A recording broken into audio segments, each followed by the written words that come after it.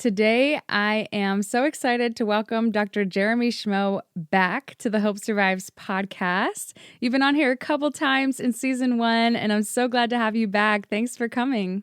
Yeah, thanks for having me again. Absolutely. So do you want to share a little bit about who you are for maybe some of our newer listeners? Sure, yeah. So I practice what's called functional neurology.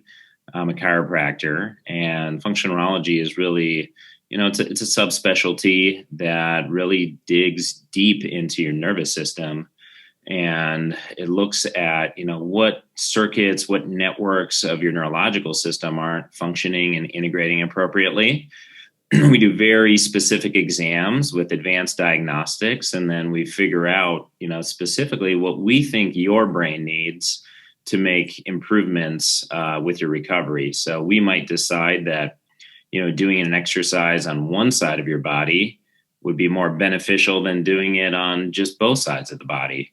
Or, maybe you need to do 10% vision training, 30% vestibular, and another, percent proprioceptive or something like that. So we try and make all of our rehabilitation as specific as we can for what your nervous system needs. And I graduated from school, chiropractic school, in 2011.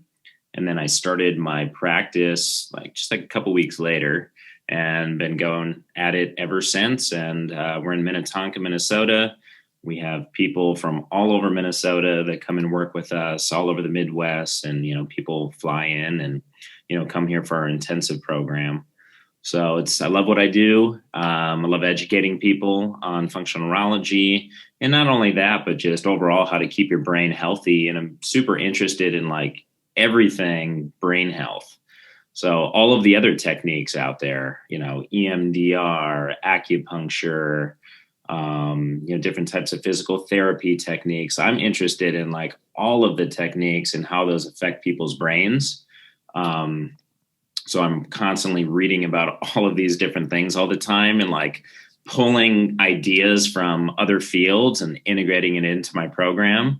So if I hear about some sort of, new eye movement training from brain spotting or EMDR, I'm like, you know what, I'm going to add that in. I'm going to try that with certain individuals that I think would benefit from it.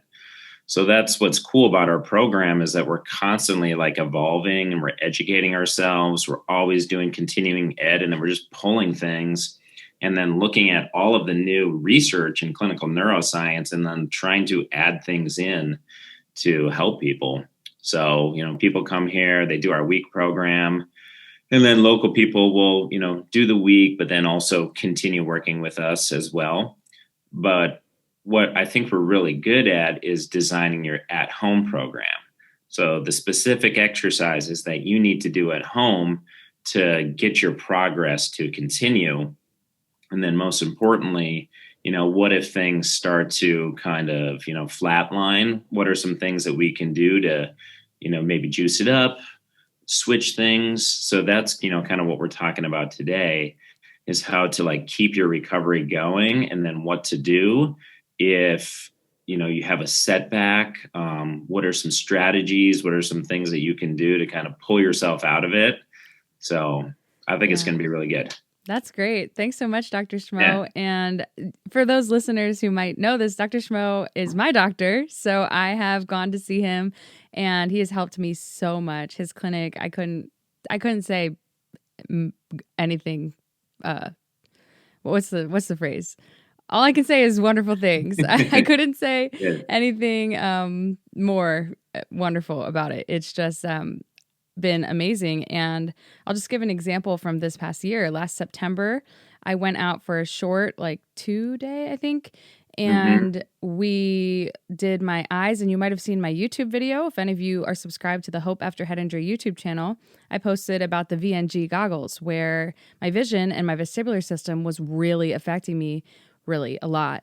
And so he was able to pinpoint exactly what was going on with my eyes, gave me home exercises. I went back this May, did the same test, and got completely different results. My eyes, for the first time, he was like, that's pretty normal. I didn't know what to do with that, because I was like, wow, I've never felt like my vision is normal before in 15 years of having a brain injury. So it I can attest to like the consistency of the home exercises and how that really does help. But today we're going to be talking Yeah. about, sorry, did you want to add something? Well, I was just going to give like a little bit of information here. So Yeah, go ahead. I'll just give you like an example. So I've had some concussions myself, and then there's skiing concussions, and I don't know if I told you this, but I think it was like 8 months ago. I still feel kind of weird every once in a while. I just feel like a little floaty or like kind of like lightheaded, like slightly dizzy, but I'm way better than what I ever was before. So 2022, I was all about we need to like dig into my metabolic system and see if there's anything else that's going on. And it actually came back on it's called the Tick-Borne 2.0, like Vibrant America panel that I had like multiple Borrelia like Lyme antibodies, as well as Babesia and Bartonella, which are like co-infections of Lyme disease. And then I started doing a lot of work on that and got like even better. Like I thought I was good. And then I started doing that type of work. And I had done a lot of different things before, but I had never attacked any of these co-infections, and I got even better. Yesterday or the day before, I did some different products and I completely flared myself up. So yesterday when I was in here, I had some of my original symptoms that I had from my concussion stuff like 10 years ago, where I felt like kind of rocky and floaty, and I would do balance testing and like put one foot in front of the other. And I was literally like, felt like I was just on a boat. And then I worked on doing exercises like all day in between patients yesterday. And then I woke up this morning and I feel completely back to normal. So it's interesting how people's concussion symptoms can just go like this. And a lot of times, people will be like, I'm not feeling good, so I'm just going to not do anything today. Or, I'm just going to hang out, relax, or watch TV or something. I think that people can pull themselves out of this if you do kind of specific exercises. So hopefully there's some things that I can get some pointers on today that people could try, like just working with the idea that all of these systems kind of integrate together, the visual system, the vestibular, proprioceptive. So I'm going to give you guys some ideas of, hey, if I'm feeling really dizzy today, well, what are maybe some proprioceptive things that you could try to see if you could shut things down? So your nervous system can adapt. It's like very plastic. It can change in its function. It can improve for the better. And that was just an example. I was feeling off and literally did all this stuff all throughout the day. And by the end of the day, I was pretty good. And then I woke up today, and now I feel perfectly fine. But all day yesterday, I felt floaty and rafty and shaky. Wow. Thanks for Oh, sharing. yeah. I appreciate that. And, you're right that the concussion and brain injury symptoms, they are so up and down.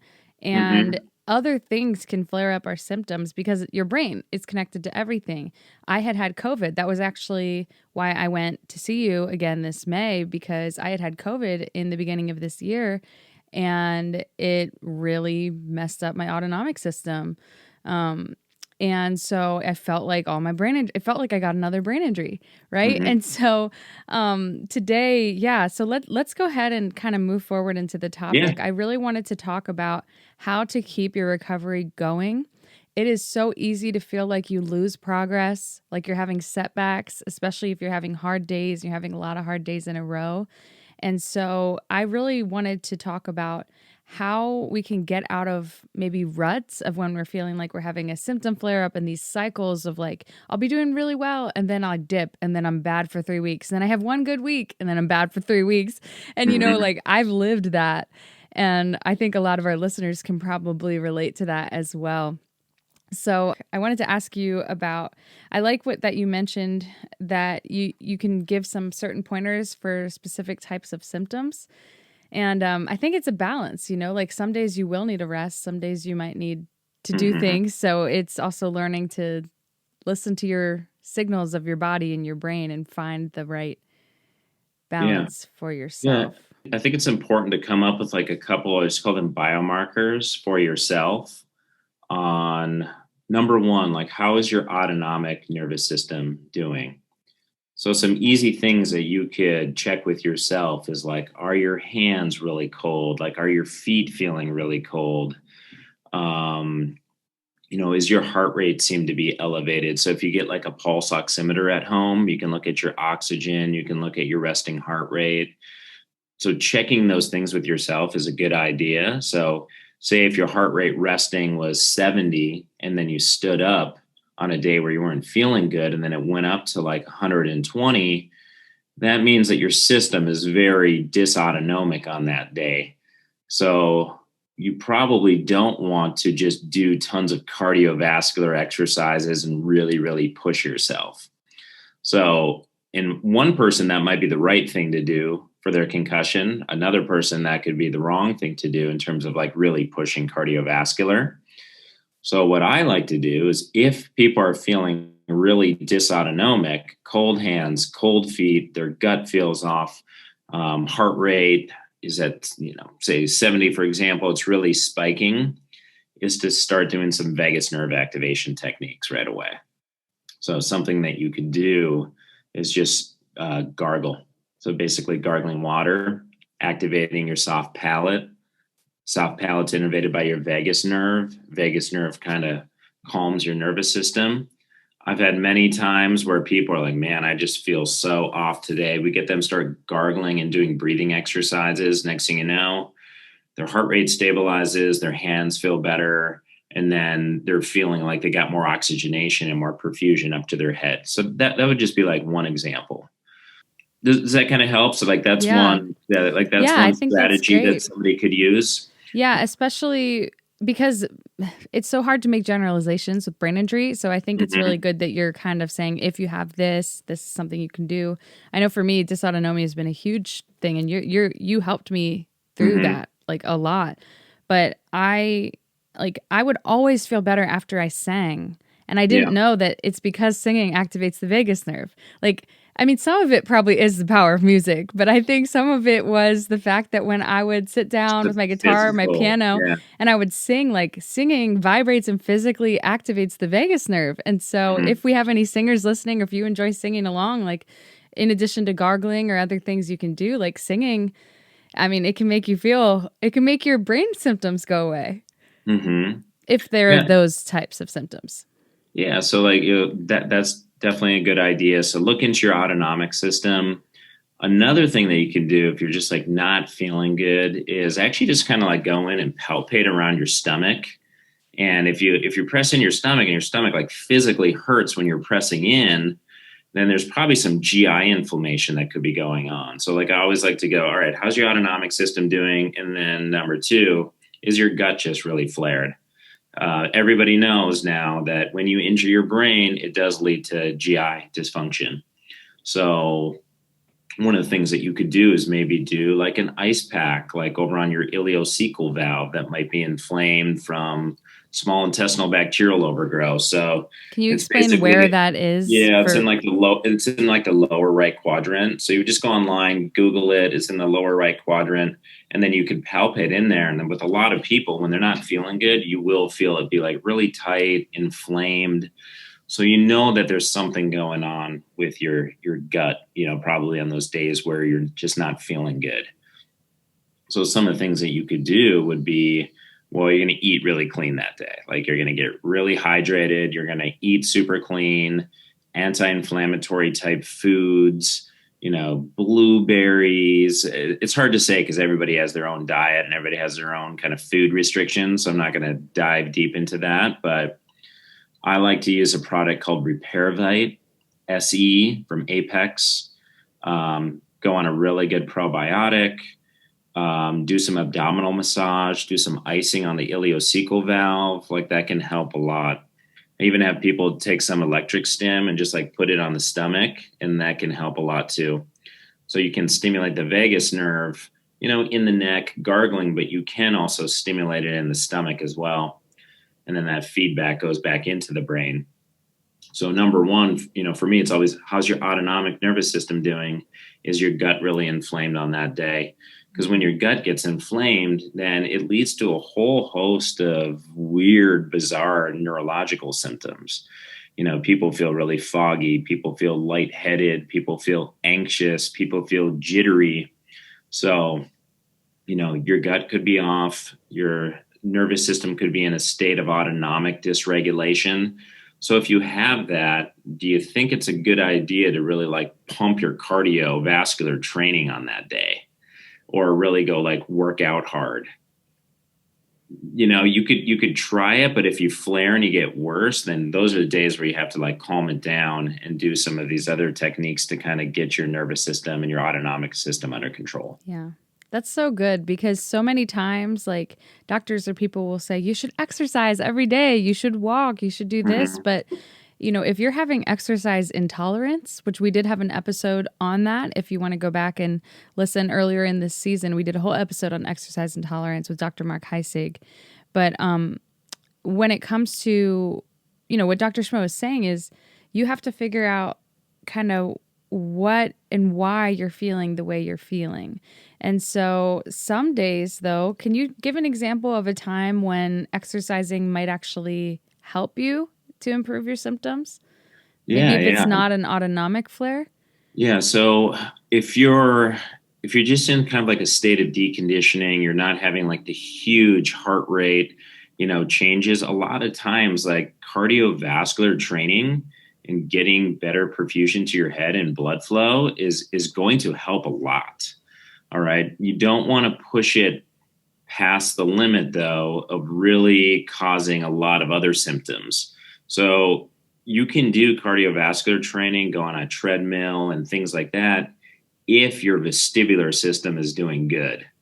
So if people have issues with their vestibular system still, and every time they walk and every time they run, they feel like the world is moving and rocky and dizzy, then you're not going to be able to do it.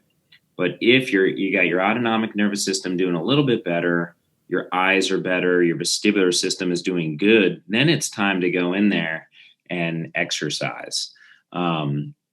So we use like the Buffalo. He probably talked about like the Buffalo treadmill protocol. So we do that with people at home. In the office, we do cardiovascular training in like little Tabata workouts in between doing like cognitive training with people. So sometimes all you got to do is do a little work on your autonomic system, get your gut under control, do a little bit of cardio training, not to the point where you like push past your limit. And then maybe try dual tasking yourselves with some like cognitive exercises while you're doing that. Like say, every other letter of the alphabet, every other month, push yourself a little bit and see if you feel better. If you do that and you feel just way worse, then maybe that's a day where you're just going to have to just completely tone it back down.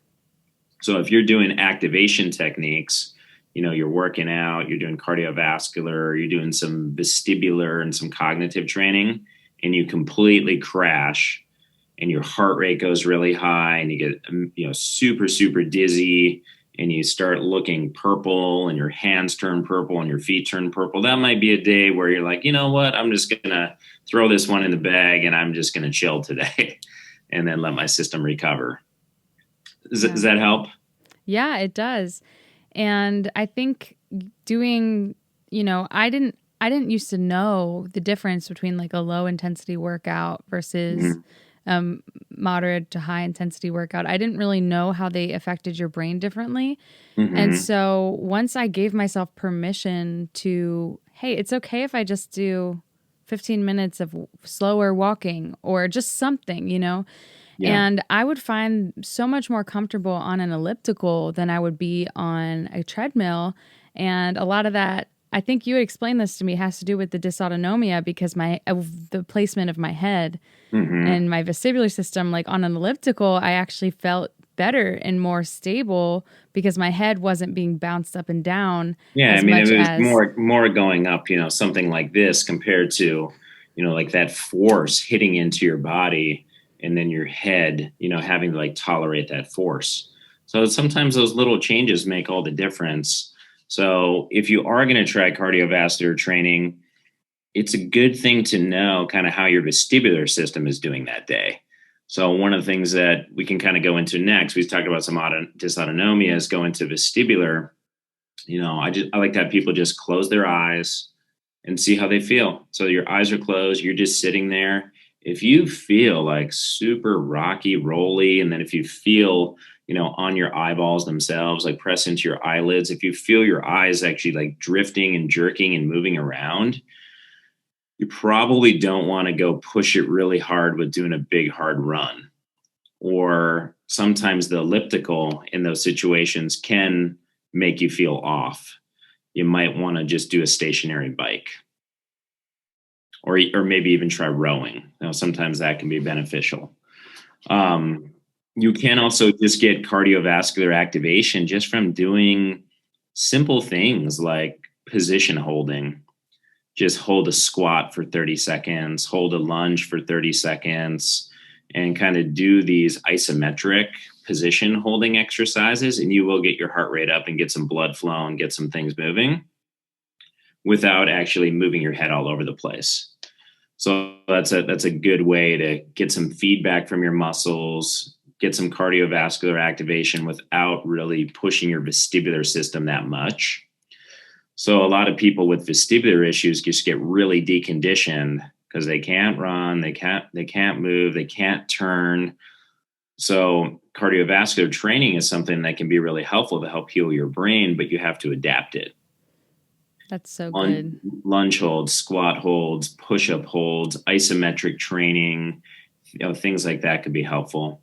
So even from that aspect, like say if your vestibular system feels really unsteady that day, doing that muscle activation could activate your proprioceptive system and calm your vestibular system down when it's not integrating appropriately. So what you would do is you would, kind of check those biomarkers with yourself. Maybe close your eyes, see how you feel, look at a dot on the wall, move your head, see if you feel really dizzy with it. If you do feel really off, you're going to want to do your vestibular exercises. But if you're getting worse from doing your vestibular exercises, like don't push it past that limit. Mm-hmm.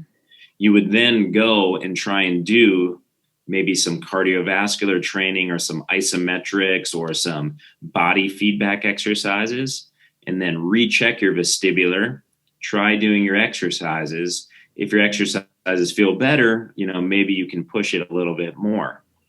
So the whole goal is like, don't do things that make you feel horrible and push you into complete dysautonomic dysregulation.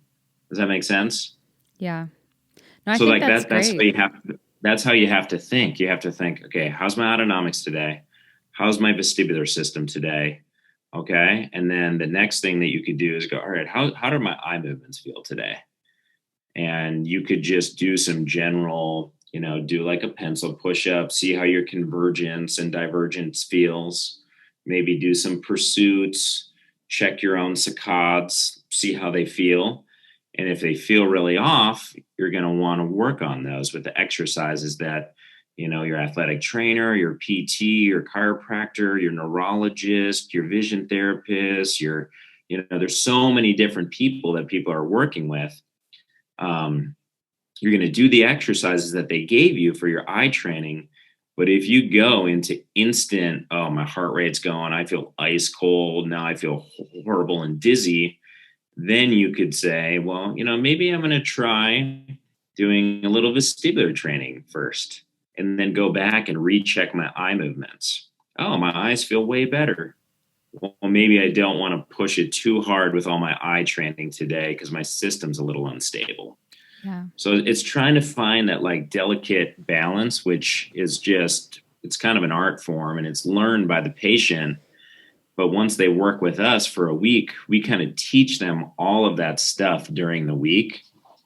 And we go, I think when you go home, if this feels off, like you're probably going to need to do A, B, C, D, and then move into this. Mm-hmm. So we're trying to kind of like put together that perfect recipe for people. But hopefully what I'm saying, people can start to do that themselves. Yeah, thank you. Okay. I mean, that's what this podcast is all about. Hope survives, right? Giving people resources.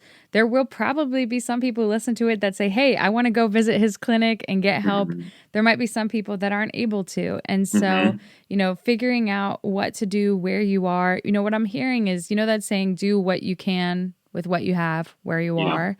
And I think if we can learn to evaluate where we're at with our brain symptoms, like if I'm having a dysautonomic flare up, if I'm having a vestibular flare up, and tailoring the way that we approach our day based on that, we're going to have a long term better recovery For sure. than if we're just like, I feel off. I don't know why.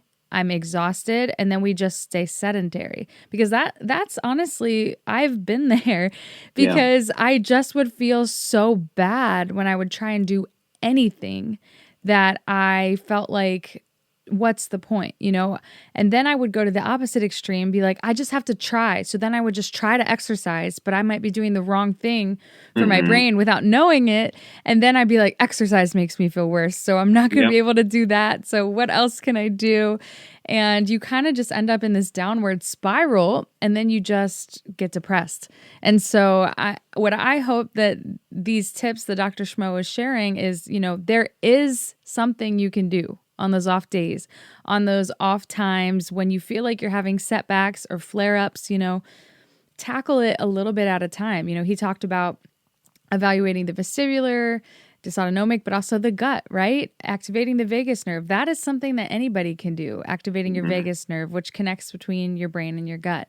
And also like the anti-inflammatory like foods, like those are things that anybody can put into practice that's going to help your brain and help your recovery overall.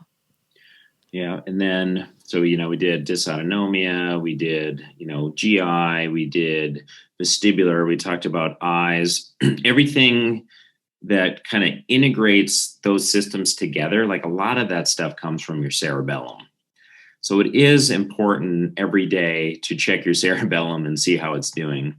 And, some of the things that you can do is like finger to nose testing, rapid alternating movements, stand up, put your feet together, close your eyes, see what your sway pattern looks like. So if you're feeling really rocky and really uncoordinated and you're missing your finger to nose and other cerebellar tests that you might have heard of, if they're really off that day, you probably want to do some work on that before you start just lifting weights or running or doing different types of activities that involve your body absorbing a lot of force. Because if you don't know where your body is in space, and if your cerebellum's not kind of integrating these systems together, then you have to work on that. So, say if you try doing your vestibular exercises and you feel horrible, you do your eye exercises and you feel horrible, and then you go do finger to nose, rapid alternating movements, check your balance, and you're all over the place. Well, maybe you want to do some different like body movements to stimulate your cerebellum to see if it can integrate those systems a little bit better. So doing, figure eights with the hands, figure eights with the legs, more complex movements of your body. And then if you go back and then you retest your findings and you're like, wow, now I'm like hitting my finger to nose here and I like feel more coordinated, then you might be in a better position to do your eye exercises, do some of your vestibular training. And now those are feeling better. And then you go for a walk, compared to if you just went for a walk and everything's all off. And then halfway through your walk, you have to sit down because you feel so horrible. So it's almost like preparing your brain and your body to be able to go do cardio training and things, which is going to help you. Like there's other steps that you might have to do to get your brain ready. So that's what I really work on with people, is trying to like figure out, I'm like, all right, if you do this exercise, it doesn't feel good, you might have to do this first. And then you go in there and do this. So I was trying to put together that perfect recipe for people. So, Yeah, that's so good. check your autonomics, check vestibular, check your vision, check your cerebellum out and see how things are doing. And then the last subset that I like to do, I guess we got one more after that, is just see how your neck is doing that day. So if your neck just feels horrible, you feel nauseous and pukey from moving it around, I like to have people just do a really simple neck proprioception test where you just put your thumb out, you look at where your thumb is, you close your eyes, turn your head, come back and try and land your nose right on your thumb. And if you're doing, big overshoots and really missing your nose, the feedback from your neck is not integrating into your brain appropriately. So then you could do some neck proprioception training. We use this gel as well called Prolo gel that seems to really help.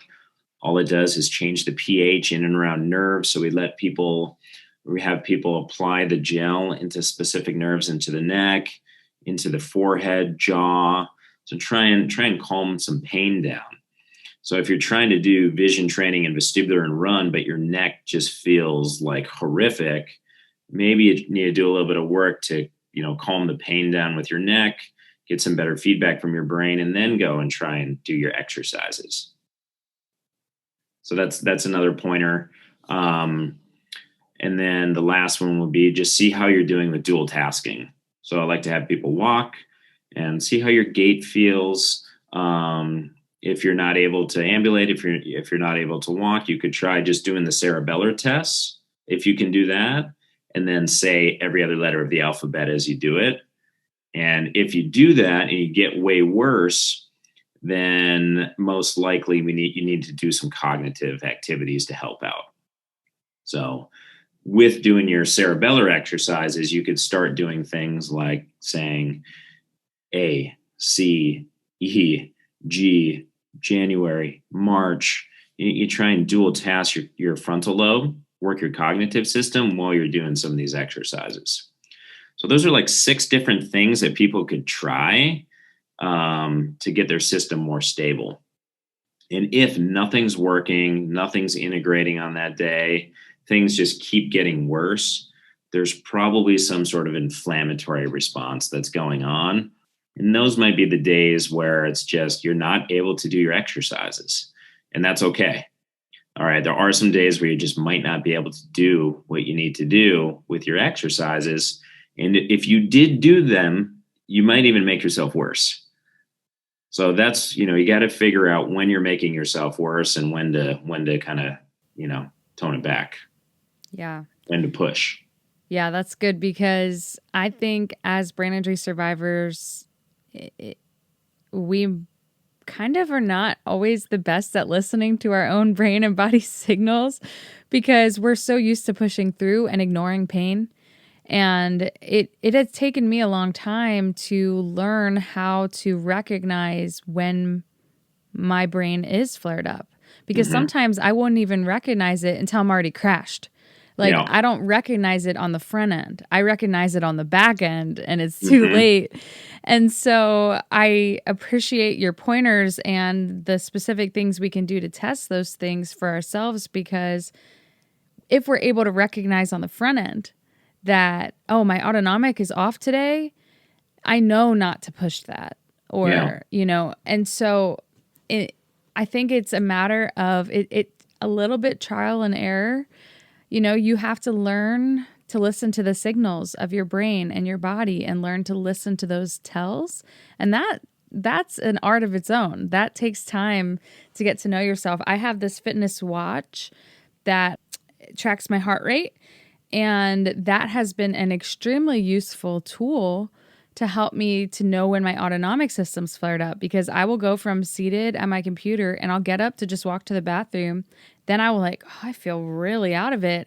And then I started to look at my watch and I noticed every time my heart rate would spike up to 120, 130 from after being seated for a while. And then I would know, my autonomics is off today.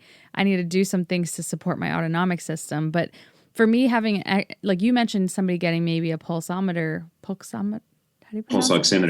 oximeter. I'm like, I know I'm not saying it right. Yeah. But something like that, like a tool that you can use, like an external tool that you can use to help you to identify what's going on internally, can be super helpful. So for me, the fitness watch has been a really good tool, because also at the end of the day, I have a graph of my heart rate throughout the day, and I'm able to look and be like, I was feeling a little out of it then. And so, yeah, there are things you can do. There are tools you can do, but it's overall, finding the right practitioner, which we've had other episodes about, somebody that can help guide you. If this feels like a lot and feels overwhelming to do on your own, find a concussion literate practitioner or a functional neurologist, somebody that can come alongside of you and say, hey, here is what you can do to help yourself. And you start to, over time, learn yourself and learn your body signals better. But never ignore, if you're having a flare-up and pain flare-up, or you're having a symptom flare-up, don't ignore it. Investigate it.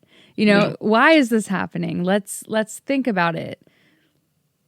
For sure. I mean, there's so many different providers out there now that have had such good concussion training, like even compared to 5 years ago. It's not just functional neurologists. I mean, there's amazing PTs, there's amazing OTs. All of these different fields now are, I feel like just it goes from these separate fields, and now it's like turning into like one cohesive, like post-concussion. It's going to be a new field. It's going to be like a whole new, field that's going to come out here. And over the next 10 years, things are just going to develop and be even more amazing. So yeah, we're going in the right direction. Yeah, everything's going in the right direction. There's different providers out there that you can definitely find. And there's, so many resources online as well. So you just have to find those resources. I mean, a lot of people come in like, they don't have the education. That's why it's important to do the types of things that you're doing. So thank you. Yeah. Thanks for coming on, Dr. Schmoe, and thanks for being on the podcast and giving of your time. Share, you don't have to do this, and I appreciate that you are. And for anyone who wants to get in touch with you, should they email your office or? Yeah, so you can go to the website. It's thefnc.com. You can also email info@thefnc.com. So if you want to do a consult with us, like you can go right on the website and schedule the phone consult. But if you know that you're just ready to go and you want to come in and work with us, if you just email info@thefnc.com, then we can kind of get things moving along faster.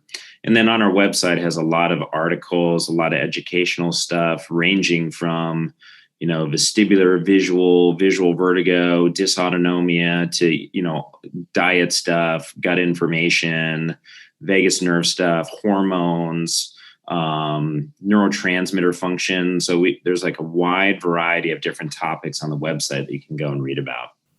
Yeah, that's great. Thanks so much, Dr. Schmoe. This has been awesome. Thank you for having me.